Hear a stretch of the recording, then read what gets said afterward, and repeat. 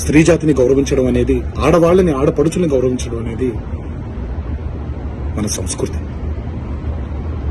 మన నవనాడుల్లో, మన జవజీవాల్లో, మన రక్తంలో ఇమిడిపోయినటువంటి ఒక సాంప్రదాయం. మన సాంప్రదాయాల్ని రాబోయే తరానికి జాగ్రత్తగా భద్రంగా అప్పచెప్పాలే కానీ మన సంస్కృతిని కలిచివేసి కాల్చేసి రాబోయే తరానికి ఒక బంగారు బాట వేస్తున్నాం అనుకుంటుంటే అది మన తప్పు. అది మనం చేసే చాలా పెద్ద తప్పు. ఈ మాటలు నేను ఒక కుటుంబానికి చెందిన సభ్యుడిగా మాట్లాడట్లేదు. ఈ మాటలు నేను ఒక కొడుకుగా, ఒక భర్తగా, ఒక తండ్రిగా, ఈ దేశానికి ఒక పౌరుడుగా, సాటి తెలుగువాడిగా మాట్లాడుతున్నాను.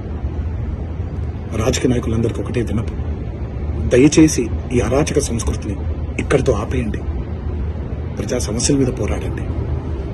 రాబోయే తరానికి బంగారు బాట వేసేలాగా మన నడవడిక ఉండేలాగా జాగ్రత్త పడండి.